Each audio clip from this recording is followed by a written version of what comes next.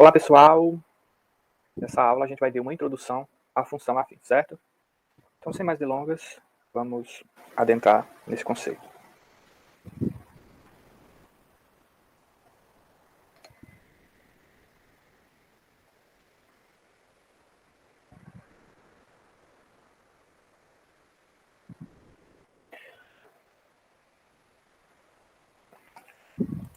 Então, vamos lá. Função afim. Vamos começar contextualizando, certo? Todos os anos, Bruna participa de uma feira de comidas nordestinas. Para isso, ela separa os valores referentes aos ingredientes e a mão de obra, o que representa R$ 1.200. Por dia, o aluguel do espaço é de R$ 80. Okay? Considerando apenas os valores citados, quanto Bruna gastará se oferecer seus produtos durante 5 dias, período de duração da feira? Então, olha só, a princípio a gente já tem um probleminha, né, para a gente adentrar no conceito de função afim. Olha só, inicialmente perceba o seguinte, ó, 1.200 é um valor que é fixo, e eu vou ter um valor que corresponde a R$ 80, que ele está variando de acordo com os dias. Né? Se tiver um dia vai ser 80, 2 dias é 160 e assim por diante. Né? Então, ó, nessa situação temos um gasto fixo, correspondente aos ingredientes e à mão de obra, que independe da quantidade de dias em que ela estará na feira, e um gasto variável, correspondente ao número de dias. Assim, o gasto total de Bruna será composto dessas duas parcelas. Olha só, o valor gasto por ela vai ser o gasto fixo mais o valor dos dias. Ok? Então, 1.200 mais 80 vezes alguma coisa. 80 vezes os dias, né? Ou melhor, né? Então, o valor a ser gasto na feira por 5 dias pode ser calculado da seguinte maneira. Eu vou ter 1.200 mais 5, que é a quantidade de dias, vezes 80. Ok? Isso aqui vai dar 1.200 mais 5 vezes 80, 400. 1.200 mais 400, 1.600. Portanto, Bruna gastará R$ 1.600 em 5 dias. Okay? Olha só. Percebemos que o valor G de X, gasto na feira, é função da quantidade X de dias. Assim, ó, G de X vai ser dado pela seguinte função. 1.200, um valor fixo, mais 80 vezes X. Okay? Onde X é o número de dias. Ok? Então, ó, essa sentença é um exemplo de lei de formação de uma função afim. Okay? Então, perceba o seguinte, ó, tem um valor fixo e tem um valor que ele está dependendo de uma variável, que é a variável aqui, a quantidade de dias. Então, ó, nesse caso, nós temos uma função afim, beleza? Então, a definição de função afim é o seguinte, ó, uma função f dos reais para os reais, domínio, conjunto dos números reais, contra domínio, conjunto dos números reais, vai se chamar função afim quando existem números reais a e b, tal que f de x é igual a x mais b, para todo x pertencente aos reais, ok? Então, sempre que eu tiver esse formato aqui, ó, uma função que tem um coeficiente, né, um coeficiente que depende de uma variável, e um valor fixo, a gente pode ter certeza que é uma função afim. Ok? Então, como já adiantei aqui, né, os números reais A e B, eles vão ser chamados de coeficientes da função afim. Então, A é um coeficiente, B é outro coeficiente, ok? Então, exemplos de funções afins. G dos reais para os reais, tal que G de x é igual a menos 1 meio de x mais 5.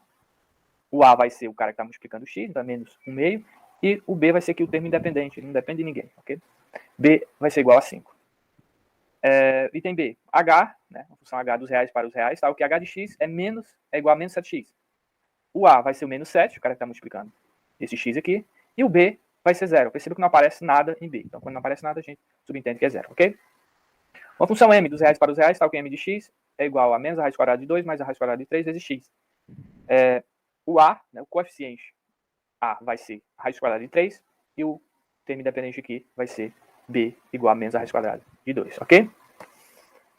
Perceba que foi mudada a ordem, então muito cuidado, sempre o valor A, né, vai ser o cara que está multiplicando o x, e o B, o termo que está solto, sem ninguém. D, uma função n dos reais para os reais, tal que n de x é igual a menos 5, em que A é igual a 0, beleza? 0 vezes x é 0, né? E B é igual a menos 5, ok? Esse caso aqui a gente vai ver daqui a pouco como vai se chamar esse tipo de função, beleza? Então, ó, a princípio você já consegue perceber algumas particularidades. Eu tenho uma função que, por exemplo, o B vai ser igual a 0, então só tem aqui um cara que está multiplicando um x, um real que está multiplicando um x. Essa funçãozinha vai ter um nome. E se eu tiver esse cara aqui, por exemplo, o A sendo igual a 0? Também vai ter outro nome, que são justamente os casos particulares de função afim. Então, a função afim, ela pode ser constante, se o A é igual a 0. Né? Então, por exemplo, uma função constante aqui, ó. Esse item D é uma função constante, né? N de x igual a menos 5. Ou ela pode ser polinomial do primeiro grau, se o A é diferente de 0. Ok? Simples assim. Se o A é diferente de 0, é uma função polinomial do primeiro grau. Então, a função f dos reais para os reais chama-se função constante quando existe um número real b tal que f de x é igual a b, para todo x pertencente aos reais. Então, são exemplos de funções constantes. F de x igual a menos 3, dos reais para os reais. F dos reais para os reais tal que f de x é igual a menos raiz quadrada de 7. Desculpa, raiz quadrada de 7. Ok? Então, isso aqui são exemplos de função constante.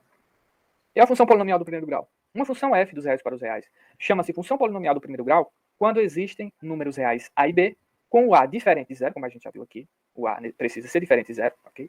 Tal que f de x é igual a x mais b para todo x pertencente aos reais. Então, vamos dizer assim, uma função polinomial do primeiro grau que ela é mais completinha. Então, vai ter tudo, ok? Então, exemplo, f de x igual a menos 11 vezes x mais raiz quadrada de 2. B, f de x igual a 1 meio mais 3 sobre 5 vezes x. Ok? Então, esses dois exemplos aqui são função polinomial do primeiro grau. Ok? Uma função polinomial do primeiro grau tem o coeficiente... uma função polinomial do primeiro grau que tem o coeficiente b igual a zero, ela recebe um nome especial, que é função linear. Por exemplo, f de x igual a 3x e g de x igual a menos 6x. Ok? Então, nesse caso aqui, esse item b, essa função h de x é uma função linear, né? Perceba que o b é zero. Ok? A função polinomial do primeiro grau, dos reais para os reais, tal que f de x é igual a x. Ela é chamada de função identidade. Perceba, essa função, a construção do gráfico dela, a gente vai ver depois sobre a construção de gráfico, é bem interessante, porque para cada valor que eu aplico em x, nos reais, eu vou ter uma imagem igual, vamos dizer assim. Se eu aplico 1, vai dar 1, se eu aplico 2, vai dar 2, 3, e sucessivamente. Beleza? E o gráfico dela vai ser uma reta, né? O gráfico de função afim já adiante que é uma reta. E o que é que acontece? Esse gráfico, ele vai ser chamado de bissetriz dos quadrantes ímpares. Né? Ímpares porque vai passar no primeiro quadrante, e essa reta vai passar no primeiro quadrante e no terceiro quadrante, ok? E bissetriz, né, é um conceito de divisão de ângulos, né? Então, se a gente for ver entre o eixo, deixa eu só mostrar aqui. Por exemplo, entre esse eixo, o eixo X e esse eixo Y, a gente tem um ângulo de 90 graus, se a gente dividir no meio vai ficar 45 para ambos os lados, né? Que é a bissetriz dos quadrantes ímpares. Ok? Beleza. Ok? Então, vamos continuar aqui, né? Nesse caso, temos a igual a 1 e b igual a 0. Né? Então, se o a é igual a 1 e o b igual a 0, é uma função de identidade, ok? Agora vamos ver uma certa aplicaçãozinha bem simples, né? De função afim. Então, a revista de turismo dos Estados Unidos... Aliás, eu não vou nem ler isso aqui, eu vou só contextualizar aqui. Então, olha só, nós temos a escala Celsius, né, conhecida aí na física, né, em graus, e a escala Fahrenheit. Né? E a gente pode obter uma relação entre elas, entre essas duas escalas. Né? Então, 0 graus, a gente vai denotar aqui por TC, né? Temperatura em Celsius, e TF, temperatura em Fahrenheit. Então, 0 graus corresponde a 0 graus Celsius corresponde a 32 na escala Fahrenheit. 212 na escala Fahrenheit corresponde a 100 graus Celsius. Ok? Então, tá aqui. A gente vai montar uma relação entre essas duas escalas. Então, olha só. TC, a temperatura em Celsius. Então, TC menos 0 e 100 menos 0. Vou pegar TF, né? Vou fazer aqui uma proporção entre as duas escalas. TF menos 32, porque 0 graus Celsius corresponde a 32 em Fahrenheit. E 100 corresponde a 212, ok? Então, vou montar aqui essa proporção e vou resolver. Então, 100 passa multiplicando, simplifico aqui. Vou ficar com 5 sobre 9, multiplica TF menos 32. E vou distribuir, né, e separar aqui em frações. Então, essa função aqui vai ser a nossa lei de formação e ela é uma função afim. Né? Então, perceba, eu relacionei essas duas escalas através de uma função, e essa é uma função afim. Então, portanto, por exemplo, né, a temperatura de 86 Fahrenheit, se a gente substituir aqui, TF por 86, a gente vai ter 5 vezes 86 dividido por 9, menos 160 dividido por 9, que isso aqui é igual a 30. Então, 86 na escala Fahrenheit corresponde a 30 graus Celsius, ok?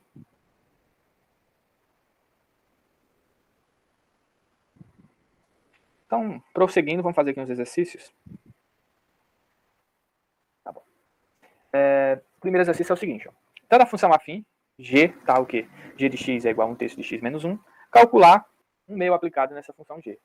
E quando g de x for igual a 4. Bem simples, né? Um meio, vou aplicar na função, onde tem x eu vou colocar um meio. Então vai ficar 1/3 vezes 1 meio menos 1, ok? 1/3 vezes 1 meio dá 1/6. E 1 eu vou escrever como 6 sobre 6, porque aqui eu a gente repete o denominador e subtrai os numeradores. No caso aqui tem um pequeno erro, né? Deveria ser menos 5 sobre 6. Okay? Bem simples, né? A B, eu vou fazer g de x igual a 4. Então, eu vou ter que resolver essa equaçãozinha aqui. Ó. 1/3 de x menos 1 igual a 4. Simplifica dizer, né? Passa esse menos 1 para o outro lado e troca de sinal. Então, fica 4 mais 1, 5. 1/3 de x igual a 5. Esse 3 está dividindo, passa multiplicando. X é igual a 15. Ok? Bem simples. Só para a gente aplicar a ideia. Exercício 2. Dado uma função afim f, com f de x igual a x mais b, e conhecidos que, quando eu aplico menos 1 na função, ela dá 7. Quando eu aplico 4 na função, ela dá 2. Determine a lei de formação dessa função. Né? Então, vamos lá.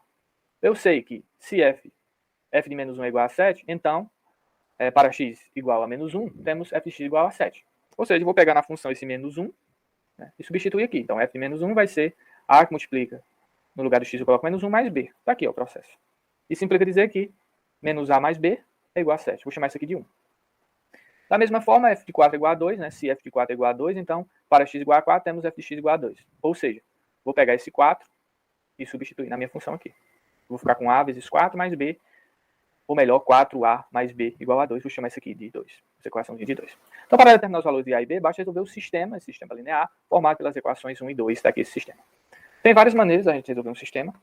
Aqui foi utilizado que a gente vai multiplicar essa primeira equação por 4. E aí eu vou ficar com menos 4a mais 4b igual a 28. Né? 4 vezes 7, 28. E aqui, quando a gente somar esse menos 4 com mais 4, vai dar 0. 4b com b vai dar 5b igual a 30, que implica dizer que b é igual a 6. Se b é igual a 6, eu posso substituir em qualquer uma dessas equações, mas eu vou substituir em 1. Então, a mais o b é igual a 7. O b é 6. A mais 6 é igual a 7, que implica dizer que a é igual a 7 menos 6, que implica dizer que a é menos a igual a 1, que implica dizer que a é igual a menos 1 aqui, né? Explicando ambos os lados por menos 1, ok? Então, a é menos 1. Portanto, né, a lei de formação dessa função é o a não é menos 1, então vai ficar menos x, o b é 6, ok? Está aqui a lei de formação dessa função, ok? A gente poderia fazer esse sistema também isolando uma variável, né? E substituindo na outra, ok? E também até por matrizes, né? Daria certo. Enfim, mas sempre há modos diferentes de fazer um determinado exercício, ok? Continuando, né? Então, como sugestão para vocês aplicarem essa ideia, vocês podem fazer os exercícios da página 86 do livro Conexões com a Matemática, que aí vocês vão trabalhar todas essas ideias, ok? Prosseguindo, agora a gente vai falar de gráfico da função afim, e antes disso a gente vai falar de taxa de variação. Então, olha só, taxa de variação. Né? Dada uma função, podemos estudar seu comportamento analisando a relação entre a variação das imagens, ΔY, e a variação dos respectivos elementos do domínio que as determinam, né, ΔX. Ou seja, podemos verificar como varia f de x atribuindo diferentes valores para x. Como exemplo, vamos analisar o comportamento da função afim dada por f de x igual a menos 3x mais 1. Então, ó, primeiro, vamos pegar valores. Né? Escolhemos dois elementos do domínio e calculamos as respectivas imagens. Então, se eu faço x1 igual a 0, se eu pego x1 e jogo aqui, vai ser, né, aqui vai zerar, vai ficar só 1. Né, okay? Então, y1 é igual a 1. Okay? x2 igual a 1, se eu substituir lá, vai ficar menos 3 vezes 1, menos 3 mais 1, menos 2. Está aqui. Tá aqui. Ok? Em seguida, vamos comparar, né, as variações. Né? Comparamos a variação entre as imagens obtidas com a variação dos respectivos elementos do domínio. Então, a variação da imagem sobre a variação dos elementos do domínio. Então, y2 menos y1 sobre x2 menos x1, né? Calculando a variação. Então, é só pegar aqui, ó. y2 deu menos 2, né? Menos y1 que deu 1, menos 2 menos 1. E aqui, x2, 1, x1, 0, ok? Menos 2 menos 1, menos 3, dividido por 1, menos 3, ok? Assim, ó, o número menos 3 é a taxa de variação da função f no intervalo fechado de 0 e 1, ok? Beleza? O que é que acontece? Vamos calcular outra variação aí, no outro intervalo. Então, agora vamos calcular a taxa de variação dessa função em outro intervalo. Né? Então, o mesmo esquema. x3 igual a menos 4, quando eu aplico na função, enquanto o y3 que dá 3. Perfeito? Pego o x4, aplico na função, né? Temos f de x4 igual ao y4 que dá certo. Fazendo a variação, y4 menos y3 dividido por x4 menos x3, vai ficar y4, 7, né? Menos y3, que é 13, dividido por x4 menos 2, menos x3, menos 4. Ok? Fazendo essas continhas, 7 menos 13, menos 6, dividido por 2 vai dar menos 3. Ok? Então, olha só, percebemos que o número menos 3 é novamente a taxa de variação dessa função f no intervalo menos fechado menos 4 até o menos 2, ok? Então, o que a gente tira dessa informação aqui? A gente vai tirar o seguinte, que não importa o intervalo que a gente pega, a taxa de variação sempre vai ser a mesma. Então, eu poderia continuar a pegar exemplos aqui que iria dar a mesma coisa, certo? Então, olha só. Note que a taxa de variação não depende do intervalo escolhido. Ela sempre vale A. Okay? Sempre valerá A. Ou seja, no nosso caso, o A aqui teria o menos 3, né? Ela sempre vai valer o menos 3. Perfeito? Ok? Então, olha só. A taxa de variação de uma função afim f, dada por f de x igual a x mais b, é constante para qualquer intervalo do domínio e, numericamente, é igual ao coeficiente A. Ok? O fato de a taxa de variação da função afim ser constante significa que para acréscimos iguais na variável x, corresponde a acréscimos iguais na variável f de x. Perfeito? Então, não importa o intervalo que eu pegar, sempre vai ser a mesma taxa de variação. Então, a gente pode só observar quem vai ser esse A. Ok? Beleza? E para encerrar essa aula, né, a gente vai ver aqui construção do gráfico da função afim. Então, a gente sabe que por dois pontos passam uma única reta, né? Então, dois pontos distintos vai passar uma única reta, né? Então, olha só. Dois pontos distintos são suficientes para determinar uma reta. Então, com apenas dois pontos, podemos determinar o gráfico de uma função polinomial do primeiro grau. Então, essa função aqui, ó, f de x igual a 3x menos 2. Eu vou pegar valores, por exemplo, 1, quando eu aplicar na função, vai ficar 3 vezes 1 menos 2, 3 menos 2, 1. Okay? Se eu pego 2, quando eu aplico na função, 3 vezes 2, 6, menos 2, 4. Então, ó, tem dois pontos aqui, ó, 1 e 1 e 2 e 4. 1 e 1 e 2 e 4. Aqui vai passar uma reta. Beleza? Então, é muito simples construir um gráfico de uma função afim. A gente poderia construir de outra forma. Beleza? Mas nós vamos para esse outro exemplo aqui, ó. G de x igual a menos 2x mais 1. Eu vou pegar novamente pontos, 2 pontos, e vou ver o que vai acontecer. Se eu pego menos 1 e aplico nessa função, vai ficar menos 2 vezes menos 1, e vai dar 2 mais 1, 3. Se eu pego 2 no domínio, vai ficar menos 2 vezes 2, dá menos 4, mais 1, menos 3. Ok? Tá aqui, os dois pontos. 2 e menos 3, e menos 1 e 3. Ok? A gente poderia fazer também de outra maneira. Como? A gente sabe que se a gente iguala isso aqui, ó, 3x menos 2 igual a 0, a gente vai observar onde que essa reta vai cortar no eixo das abscissas, ou seja, esse eixo aqui, ó, horizontal, né, no eixo x. Então, 3x menos 2, se a gente iguala a 0, vai ficar 3x igual a 2, x é igual a 2 sobre 3. Esse pontinho aqui, ó, é 2 sobre 3. Beleza? E outra informação, esse termo aqui solto, ele vai dizer onde a reta vai cortar no eixo y, que no caso vai ser no menos 2. Então, percebam, essa reta aqui vai cortar nesse pontinho aqui, que é menos 2. Perfeito? Ok? O gráfico de uma função nomeada do primeiro grau é uma reta oblíqua aos eixos x e y. Ok? Vai ser uma reta que vai mudar a questão que ela pode ser crescente, né, ou decrescente.